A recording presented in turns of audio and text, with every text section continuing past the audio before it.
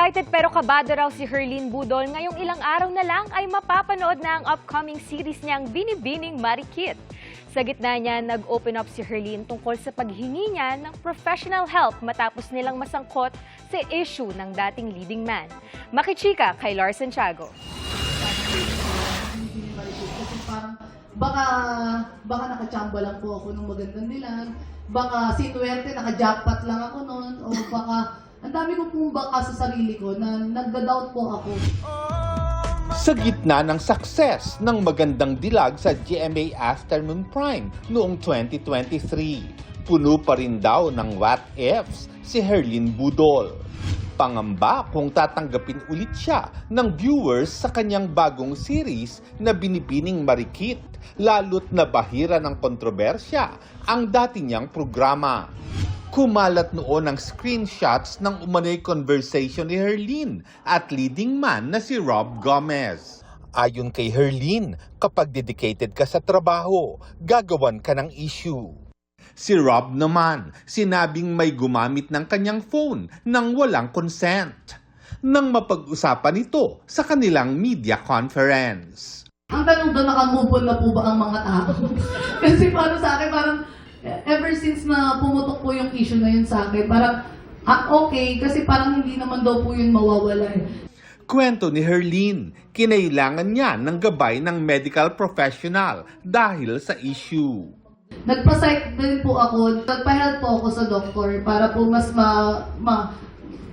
matanggap po yung mga sinasabi sa akin ng mga tao. Mahirap po yung naging sitwasyon ko noon at ang hirap po mag-move on sa ganong sitwasyon na alam naman po ng Panginoon kung ano yung tama at mali. Nakamove on na nga po ako.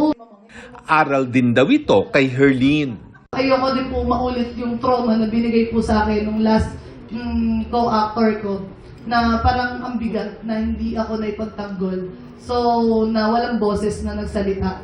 Excited pero kinakabahan daw ang mga bida ng serye sa pagkapalabas ng Binibining Marikit simula sa February 10, 2:30 ng hapon.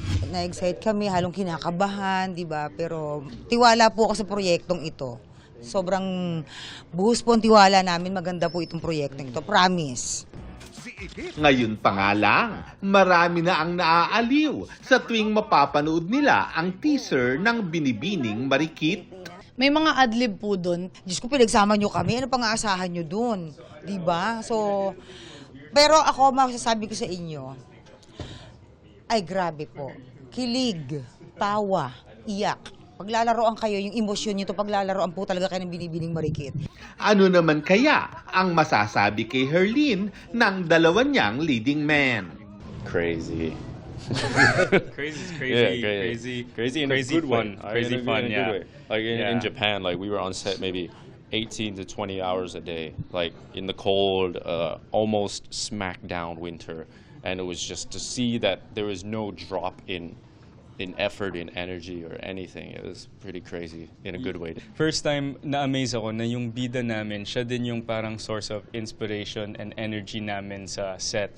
Na ngayon, sobrang saludo ko kay Herlyn na napakaganda ng work ethic niya and yung determination niya. So, ayun, nakaka-inspire din. Lars Santiago, updated sa showbiz happening.